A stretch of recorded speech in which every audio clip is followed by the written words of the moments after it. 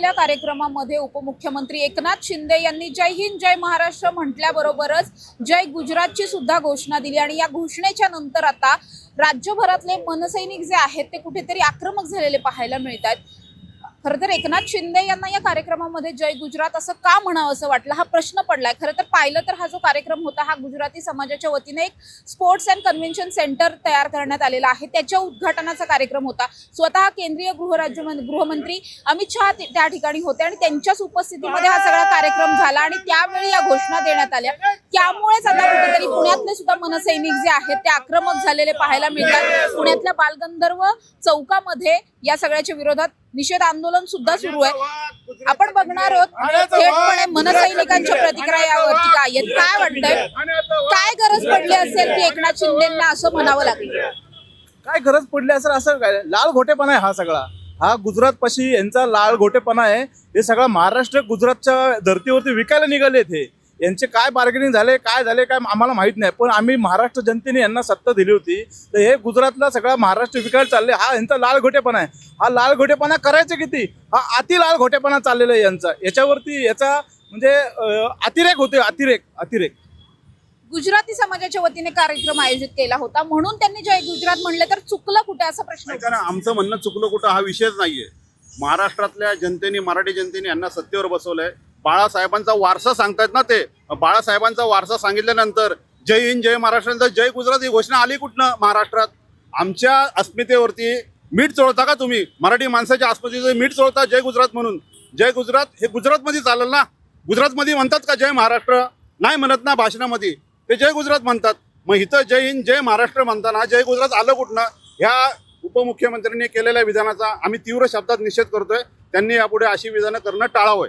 याआधी उद्धव ठाकरेंची सुद्धा आता एक क्लिप व्हायरल होती ज्यामध्ये ते सुद्धा जय गुजरात म्हणतात, त्यामुळे वेळ प्रसंगी कुणाचा कार्यक्रम आहे हे पाहून असं नेते म्हणतात। शरद पवार सुद्धा एकदा जय कर्नाटक म्हटले होते, असं कुठेतरी स्वतः मुख्यमंत्र्यांनी अशी एक स्पष्टीकरण या सगळ्यावर। मुख्यमंत्र्यांनी स्पष्टीकरण काय दिलं ते आम्हाला माहित नाही, पण आम्ही महाराष्ट्राचे उपमुख्यमंत्री म्हणून त्या पदावर आहेत आता त्यांनी महाराष्ट्र उपमुख्यमंत्री पदावरती जय गुजरात हे म्हणणं चुकीचं आहे, याचा आम्ही निषेध करतो। काय सांगाल एकंदरीत आजचं जय गुजरात म्हणणं जाणून बुजून कुठेतरी हिंदी मराठी सध्या वाद चालू आहे, त्यामध्ये आणखीन एक वादाला मुद्दा दिलाय असं वाटतं? सध्या चालू असलेली जी परिस्थिती आहे त्याच्यामध्ये हे करतायत काय, राहतायत महाराष्ट्रात, खातायत महाराष्ट्रात आणि जय गुजरात ह्या घोषणा देत आहेत, हे पूर्णतः चुकीचं आहे। त्याच्यामुळे आज आम्ही सर्व पदाधिकारी जमलेलो आहेत आणि आज आम्ही ह्या गोष्टीचा तीव्रपणे निषेध करतो। काय मागणी असणार आहे आता इथून पुढे? मुख्यमंत्री स्वतः म्हणतात की सगळेच नेते वेळप्रसंगी अशा पद्धतीची विधानं करत असतात, एवढं काही त्याच्यात चुकलेलं नाही। हा महाराष्ट्र आहे, एकीकडे मराठीच्या अस्मितेसाठी दोन पक्ष मराठी माणूस लढा देतोय आणि अशा परिस्थितीमध्ये जर आपल्या राज्याचे उपमुख्यमंत्री जे महाराष्ट्रानंतर जे गुजरात म्हणत असतील तर हा कुठेतरी मराठी माणसाच्या अस्मितेवरती घाला घातल्यासारखं आहे। आम्हाला एवढंच मानायचं की त्यांनी हे जे काही विधान केलंय त्यांनी त्याची माफी मागावी, महाराष्ट्राच्या जनतेची माफी मागावी आणि महाराष्ट्र नवनिर्माण सेनेच्या वतीने आम्ही त्यांचा तीव्र शब्दामध्ये निषेध करतो।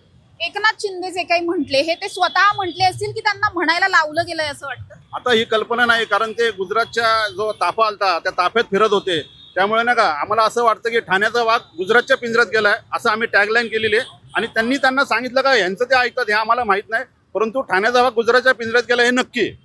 नक्कीच आपण बघतोय ठाण्याचा वाघ जो आहे तो गुजरातच्या पिंजऱ्यात गेलाय असं एक या ठिकाणी या आंदोलकांचं म्हणणं आहे। आपण जर पाहिलं एकंदरीत तर या सगळ्या प्रकरणानंतर बऱ्याच नेत्यांनी एकनाथ शिंदेंवरती टीका करताना पाहायला मिळतात, मात्र यापूर्वी सुद्धा विविध पक्षांचे नेते अशा पद्धतीच्या घोषणांनी याआधी सुद्धा अनेकांनी अशा घोषणा केल्या, त्यामुळे आताच केवळ उपमुख्यमंत्री एकनाथ शिंदे यांना टार्गेट का केलं जात आहे असं सत्ताधारी पक्षाकडून विचारलं जात आहे, शिवसेनेकडून विचारलं जात आहे। मात्र या एका घोषणेमुळे पुन्हा एकदा मराठी हिंदी जो वाद होता, महाराष्ट्र गुजरात जो वाद होता त्या वादात आणखी एक ठिणगी पडली असंच म्हणावं लागेल आणि त्यामुळेच राज्यभरातले मनसैनिक जे आहेत ते उपमुख्यमंत्री एकनाथ शिंदे यांनी माफी मागावी अशी मागणी करतानाही पाहायला मिळतात। कॅमेरा पर्सन निलेश सह समृद्धी जाधव, टॉप न्यूज मराठी। घ्या परदेशात भरारी, तेही सर्वसामान्यांना परवडणारी।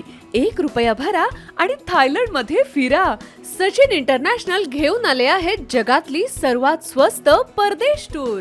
पूर्ण 5 दिवसांचं पॅकेज आता फक्त 32,999 रुपयांमध्ये. पॅकेजमध्ये विमान प्रवास, हॉटेल, ब्रेकफास्ट, ट्रान्सपोर्ट आणि प्रेक्षणीय स्थळे. सचिन इंटरनॅशनल 18 वर्षांपासून पर्यटन क्षेत्रातील एक विश्वसनीय नाव. सचिन इंटरनॅशनल सोबत मनसोक्त फिरा. संपर्क 7767989898.